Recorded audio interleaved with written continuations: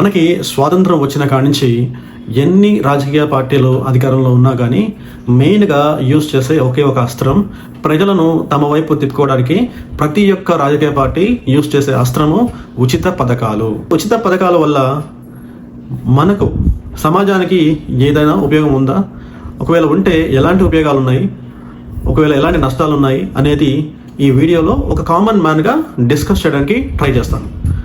Video చివరి వరకు చూడండి, చాలా ఇంట్రెస్టింగ్గా ఉంటుంది. స్వాతంత్రం వచ్చి దగ్గర సంవత్సరాలు అవుతుంది. ఈ సంవత్సరాల్లో అనేక రాజకీయ పార్టీలు మన దేశాన్ని పరిపాలిస్తూ వచ్చాయి. పెద్ద పెద్ద పార్టీలు, అలాగే ఎన్నో రాజకీయ పార్టీలు పుట్టుకొస్తూ వచ్చాయి.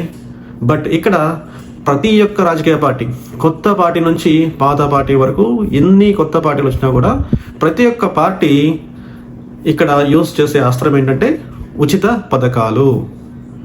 మహిళకి 5,000, పిల్లలకి 2,000. ఇలా ఎవరు డబ్బు పంచుతున్నారు అనుకుంటున్నారు? జనరల్గా ఒక కామన్ మ్యాన్ నాకైతే ఈ ఉచిత పథకాల వల్ల ఎలాంటి ఉపయోగం లేదు అని అనిపిస్తుంది. పేదవాడు ఇంకా పేదవాడు అవుతున్నాడు ఈ ఉచిత పథకాల వల్ల.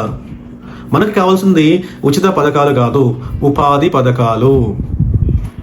ప్రజలకి ఉపాధి కల్పించే పథకాలు ఏ యొక్క రాజకీయ పార్టీ కూడా దృష్టి పెట్టలేకపోతుంది.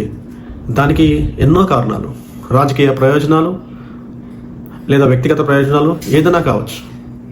ఏ రాజకీయ పార్టీ కూడా ఉపాధి పైన ఫోకస్ చేయడం లేదు.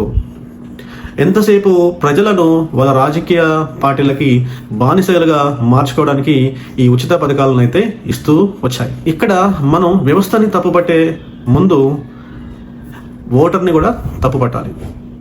ఇక్కడ వ్యవస్థ ఎంత తప్పు ఉందో ఒక సామాన్యుడిది కూడా అంతే తప్పు ఉంది. ప్రపంచంలో అత్యంత విలువైన, ప్రజాస్వామ్యంలో అత్యంత విలువైనది ఓటు హక్కు. ఆ ఓటు హక్కుని చాలామంది దుర్వినియోగం చేసుకుంటున్నారు, డబ్బులకి అమ్ముడుపోతున్నారు, మీ భవిష్యత్తుని అమ్ముకుంటున్నారు. ఇకనైనా మేల్కొనండి. ఇన్ని రోజులు మనకి సరైన ఎడ్యుకేషన్ లేదు, సరైన వసతులు లేవు. వీటన్నిటిపైన ఏ ఒక్కరూ ఫోకస్ చేయడం లేదు. ఈ ఉచిత పథకాలు ప్రజలను కనీస వసతుల నుండి, అభివృద్ధి నుండి దూరం చేస్తూ ఉన్నాయి. దీనిని ఏ ఒక్కరూ గ్రహించడం లేదు.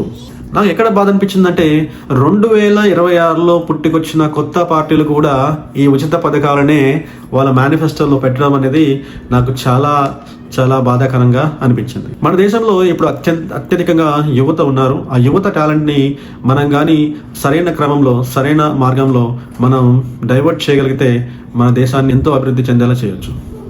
ఈ వీడియో కనుక మీకు నచ్చినట్లయితే లైక్ చేసి మీలాంటి నలుగురికి షేర్ చేయండి.